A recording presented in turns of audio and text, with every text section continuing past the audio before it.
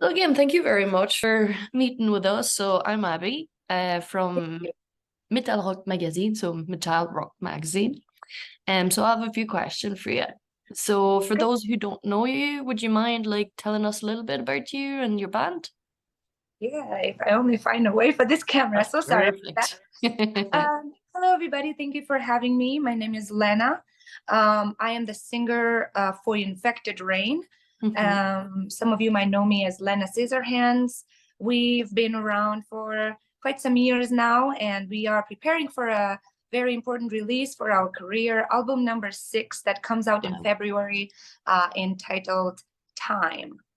very good. So sixth album. And so how are you feeling about that? How are you I have excited, mixed nervous? feelings. Yeah. Mixed feelings for sure. On one side, I do feel this little reminder of the little Lena, being a teenager and listening to bands. And to Mm. me, it was always like, oh, wow, these bands already have like 4 or 5 albums. They are big. They're quite big. Mm. Come, I never heard of them or something. I remember having that mentality and being like, I remember when like Untouchables came out from Korn. I remember like thinking, I was a big fan of similar music to Korn when I was a teenager. And not only, I always used to listen to different genres. Mhm.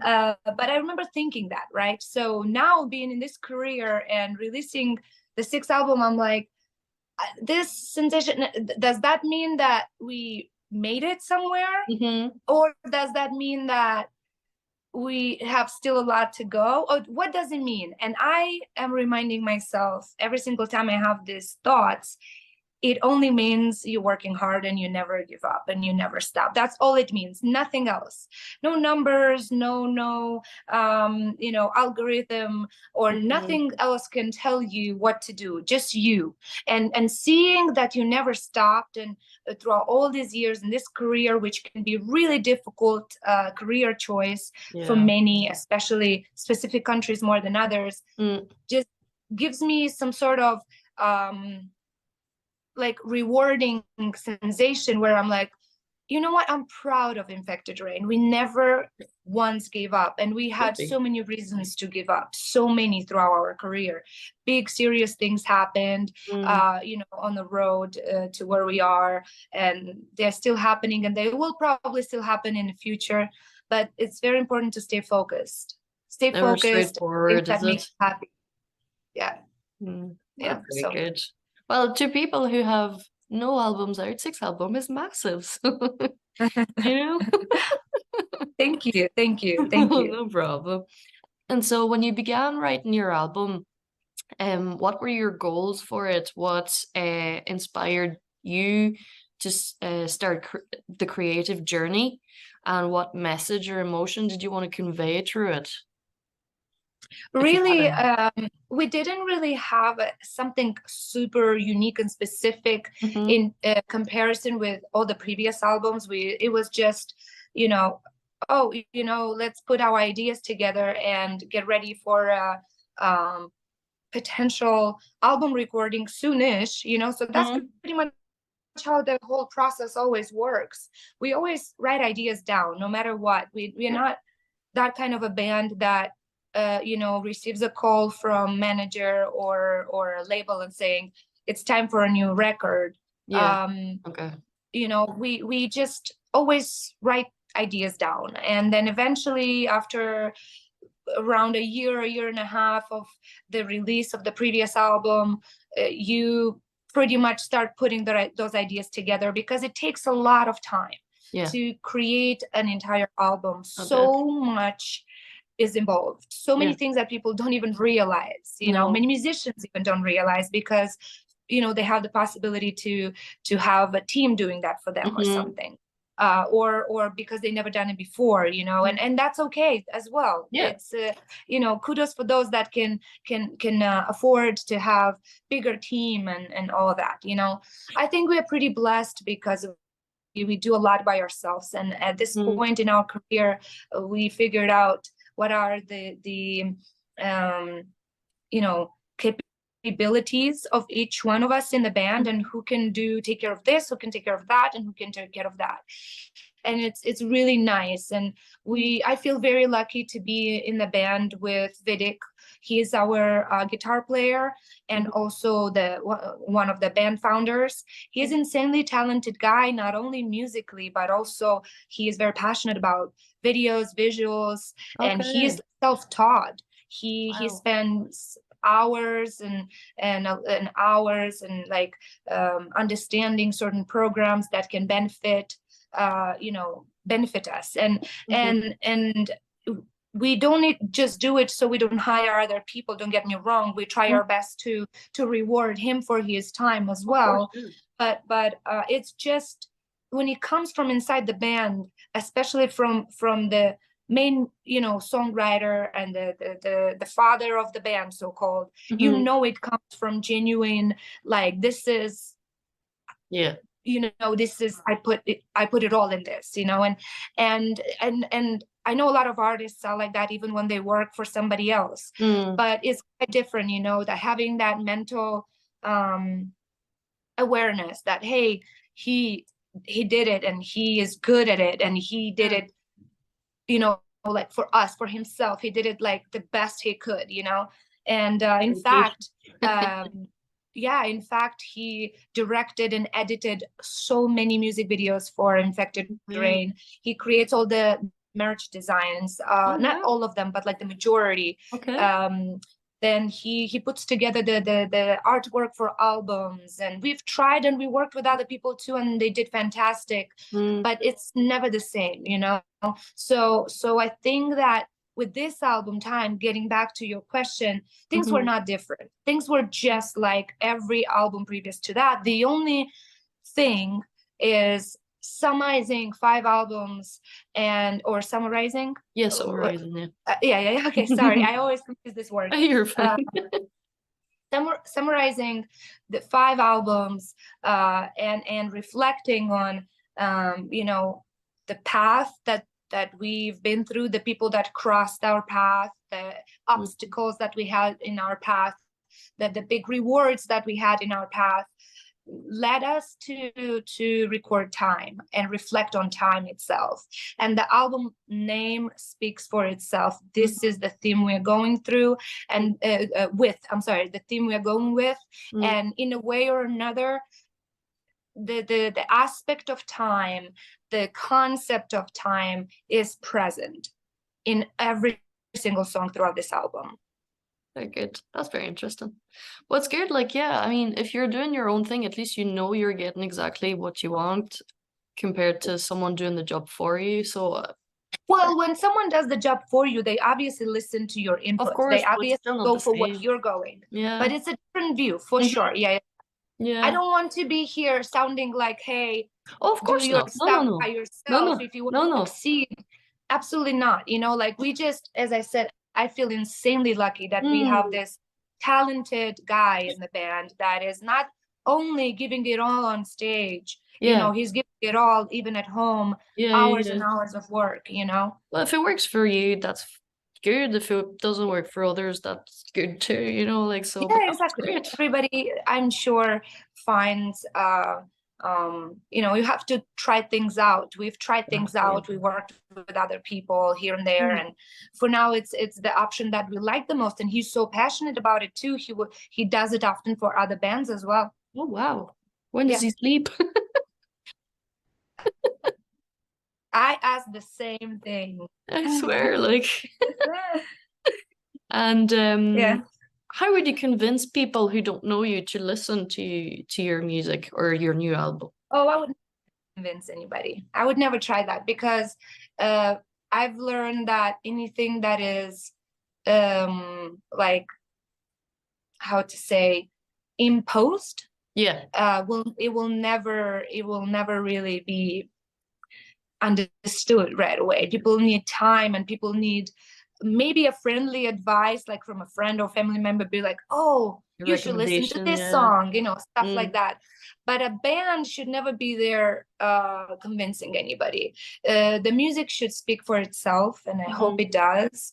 I would just invite people to give it a try, because often, you know, people put this labels on bands, this like cliche little, you know, tags where it says, oh, another female fronted band. This is not even a style, guys. Come on, let's stop all these labels and tags and definitions. Just give a band a try if it crosses your life path, or, you know, or if someone told you, or if someone suggested, give it a try. That's all, you know, and then make your own conclusions. No one has to, like, no judgment. Everybody's different, and a song can speak louder than the other, and a band can speak louder than the other. I'm a very emotional creature. To me, music is connected to emotions, to what I'm going through. So it's always different bands. So, you know, I like it. Okay, and I like that too. And did you face any challenges or difficulties during the writing of the album?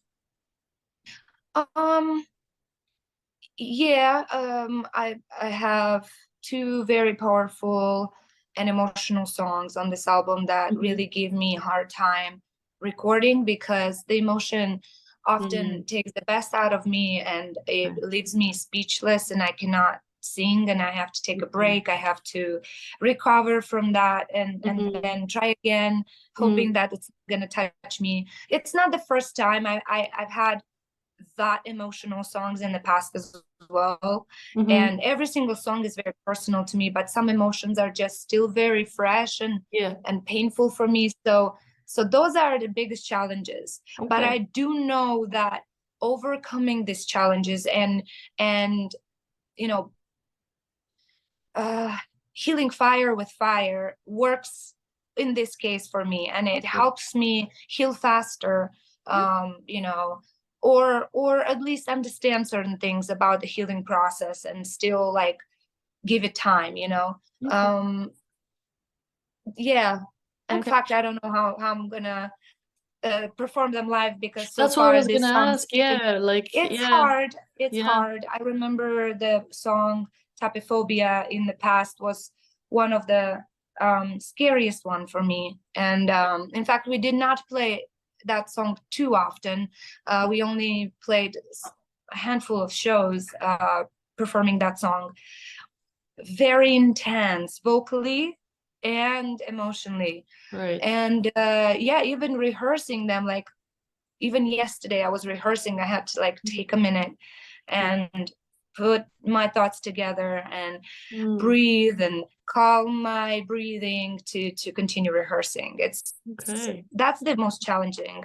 Other than that, everything else, it's doable. So how do you deal with that? Actually, you said you've had songs like that before, so when you were playing them live, how did you deal with that?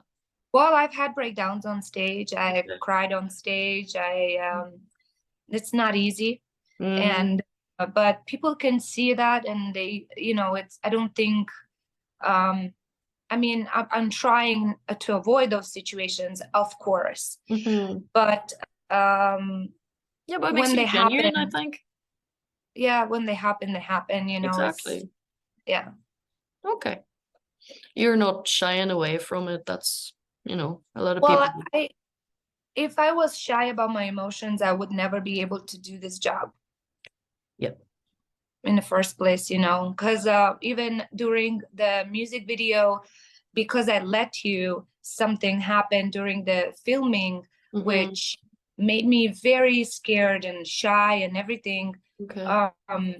But so basically this is one of the songs that is very, you know, emotional on the album. And when we decided to actually present it to people as a single and do a music video for it, you know, I was like, I don't know how it's gonna go, because I remember how the recording went through, you know. And Vidic was like, listen, if you're gonna cry, it's okay, just whatever, you know, just whatever it is. The thing is, I spent 6 hours laying on a real mortuary table, getting my special effects done on my body for that music video, and special effect makeup. And then first take, I burst into tears, and I get to a point where there was no way back, and I had a big panic attack, for the being overwhelmed by the energy of that room, the emotion of the song, and the subconscious thought about possibly ruining the entire filming set because of how powerful that was, and how much that affected me. So I didn't know that they kept filming, but they did. And then he's like, if you don't mind, I would like to keep that in the music video. He was the one who edited and worked on it, and we left it, even though many people might not agree with the fact that these things can be out there, and some even called it a weakness, to put stuff like that in music videos.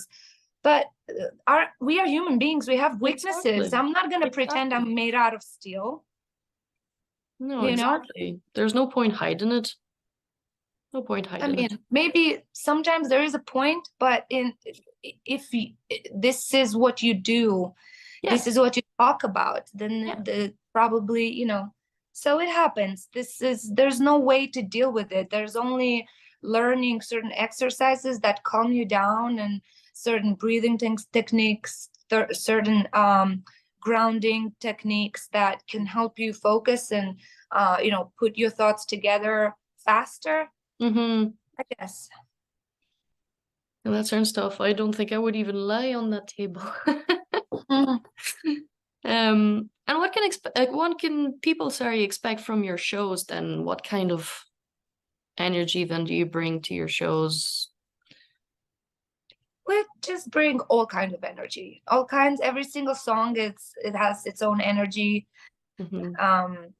I think that the answer for me here would be, no, stop expecting things from bands. Just, if you go to a show, lower your expectations, and you will be so surprised. The reason I say so is because there are so many things outside of the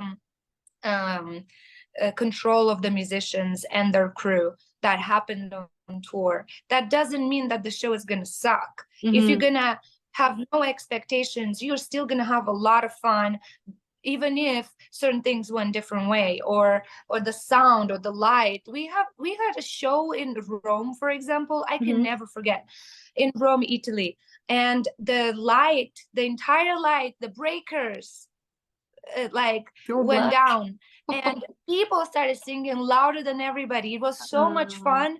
And all this time that they were trying to fix, we were interacting, and it was so much fun. No one let that ruin their night. It was awesome. And I can't, there was so much wrong with that venue and that day in general, but the crowd made it up to everything. The crowd was so supportive, so good.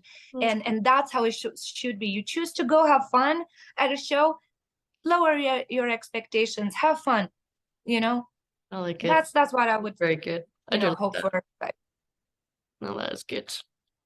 And actually, talking about that, what was your worst ever moment on stage, if you have one?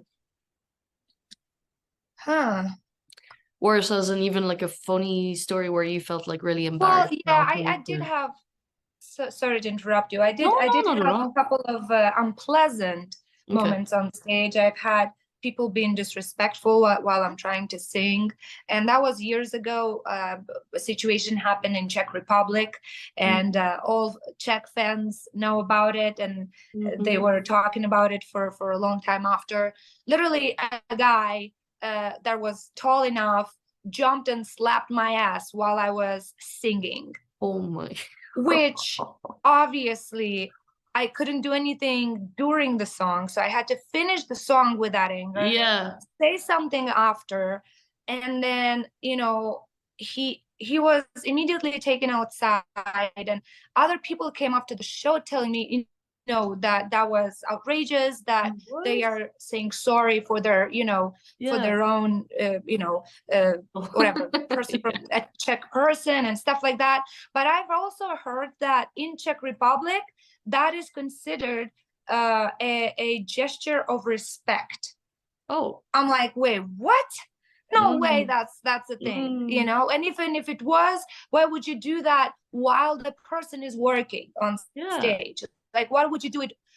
Literally, it was crazy. It was very frustrating. The guy, I have no idea what his intentions were, but he has obviously no excuses to do that to a male or a female. Yeah. Because I've seen myself things done to a male singer at a show where I was just watching. It was a show we also played at, bigger show. Yeah. And I was just after watching this other band, and you know, things were done to this other vocalist. So it's not, I don't want people to think, oh, it's because you're a woman. Stop that shit. You know, I've seen it done to male, and people have no filter. Sometimes things they say, things they do. Often it is because of over consuming alcohol or other, you know, whatever substances. Often it is, but it's still no excuses. Oh no, so it's not an excuse. I've had unpleasant situations on stage for sure. Yeah, that doesn't sound nice, alright. And are there any questions or topics that like you wish journalists would ask you or talk to you about in interviews, but they don't really?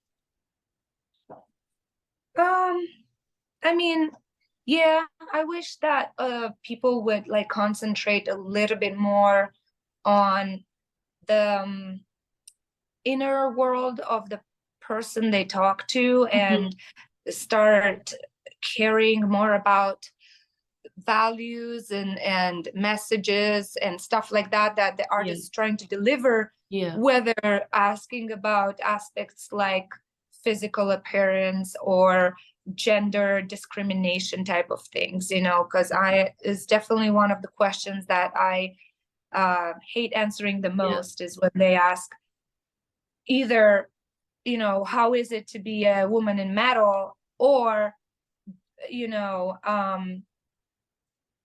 do you think there are, you know, privileges or downsides to being a woman in this career? Like all kinds of differently worded questions that mean the same thing, to be honest. How can you not understand once and for all? I don't know what it is to be a man in a metal band.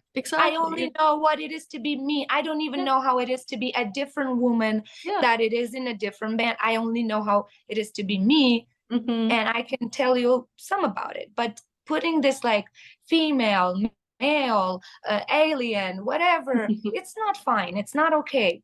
You know, I wish people went back a little bit to the everybody's equal, especially when it comes to alternative art, you know. Art in general, there should be no boundaries, no discriminations, no rules, no you know, labels, nothing like that. Just because you were born in a different country, you were born a different gender, or you were, I don't know, your upbringing was different than someone else's, or your, I don't know, beliefs in life are a little bit different than someone else's. So yeah. Yeah, no, I get that. Well, you'll be happy to know I don't have those kinds of questions. Yeah, I see so far you don't. No, I just have two last questions, and they just silly little questions. So what is the most useless talent that you have, if you have any?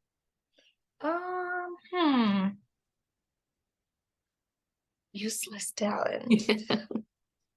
I would have to think about it. I mean, I think that there is no such thing as useless talent, because if you're good at something, even that doesn't matter as much, sometimes one day it will be important that you know that. In a way. You know, it's definitely, nothing really happens for no reason for you, like learning this skill, you know. I'm a strong believer in that. But I don't know, I mean, I can't really think about it, because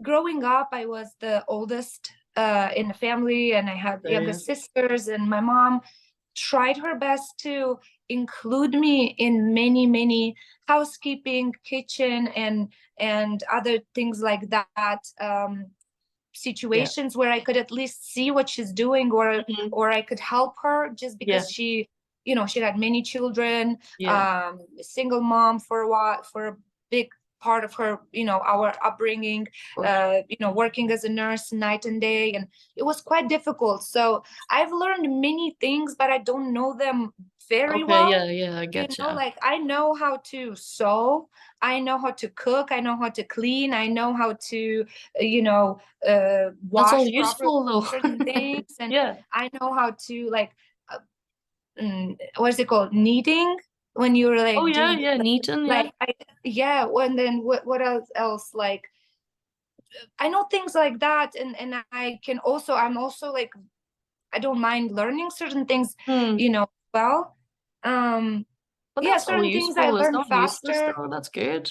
Exactly. I Mm. wouldn't think that's useless, but I'm not that great at them. I'm Yeah, not like yeah, a pro. I couldn't like be, a professional like in this or in that. And I've yeah. tried different jobs in the past. I think, I don't know, I feel like I could still be a bartender if they asked me, but Okay. it's been so many years. Yeah. And So you I can don't know, I make think cocktails and all.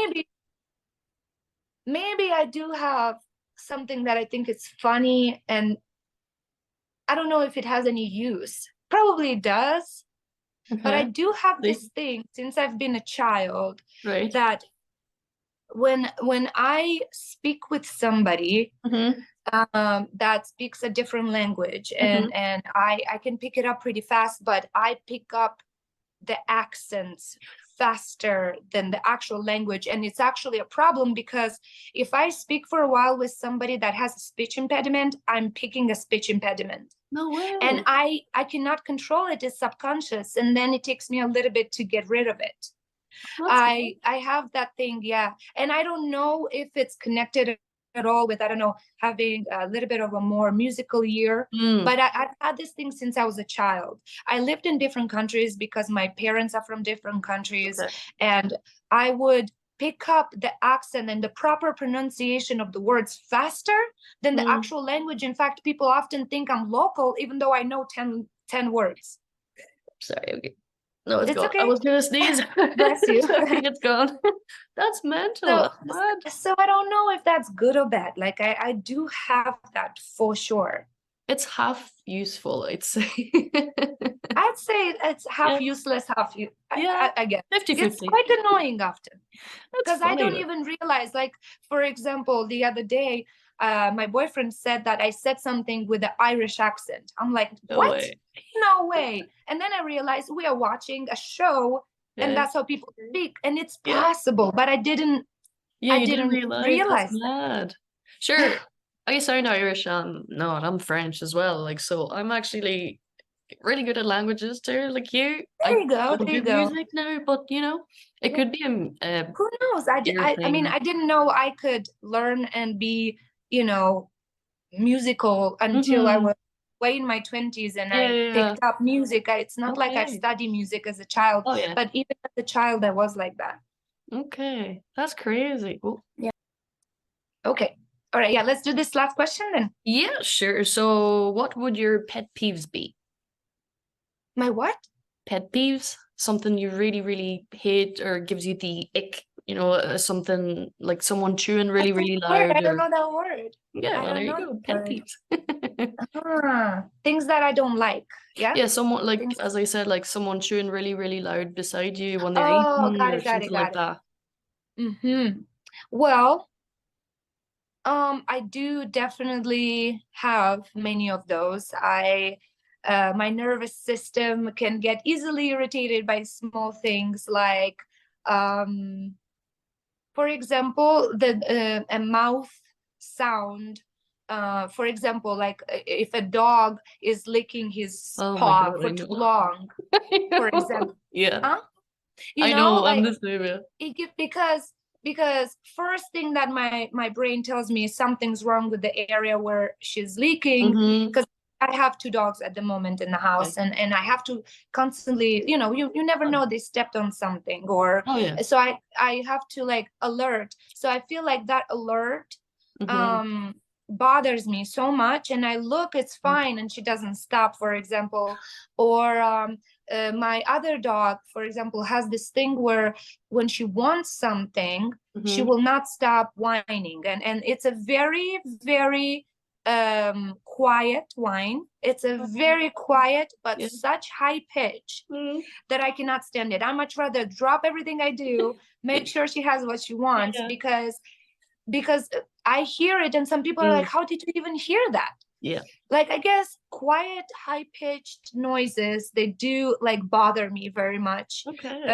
I often hear things that are not audible, like are not there for other people. I'm like, how can you not hear it? For example, my boyfriend, he got into streaming lately, and he's streaming a lot of things for his channel, and I often join him, you know, because I love watching certain things, but I can't stand the sound of the compute that the computer makes, because it's not a notebook, it's one of those you know, bigger motor. It, to me, it's a little bit high pitched, but there are other things that I actually prefer and calm me, like the sound of water. In fact, I have a little fountain that I can oils in, and it humidifies the room as well. And the sound of water calms me down. The sound of like, I don't know, certain sounds just definitely get to me. I do have something else that is very personal to me, and many people that know me close, they know I'm like that. I cannot stand being in a dirty environment. Really it gets so under my skin.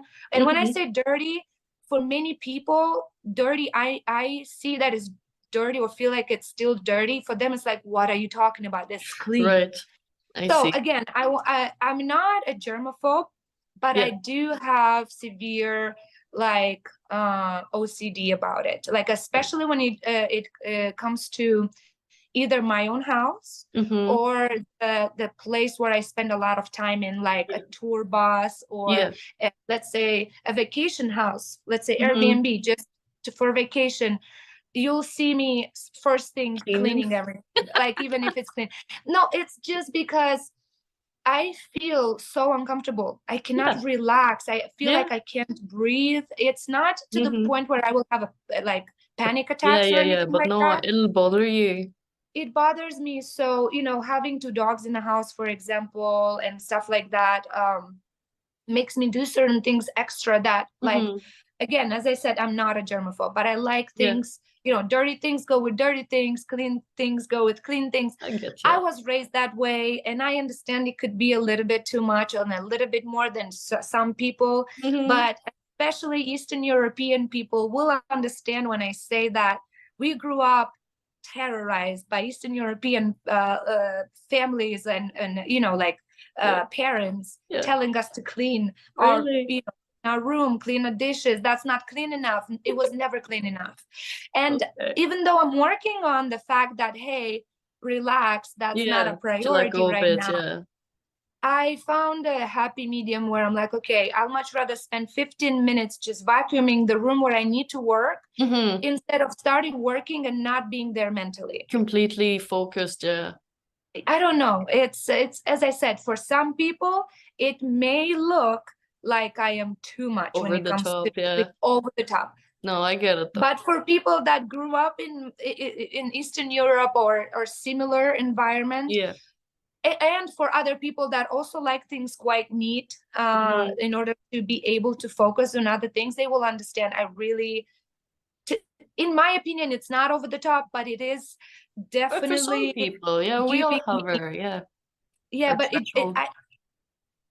you know, it gives me certain problems in life sometimes. Like, I can imagine, I can imagine. But then if you have to do it, just do it to make yourself feel better, you know? Well, and I can do it, but then, you know, when it involves other people, it could be quite difficult, you know, like on a tour bus, it gets on my nerves if I see that no one else cares, we are all in this together, you know, and at least, you know, washing after yourself so someone else has also a cup to drink tea.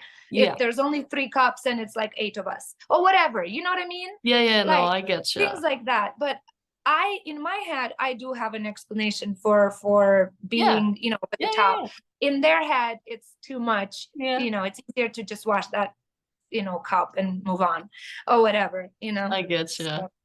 I get you. I see a little ear beside you.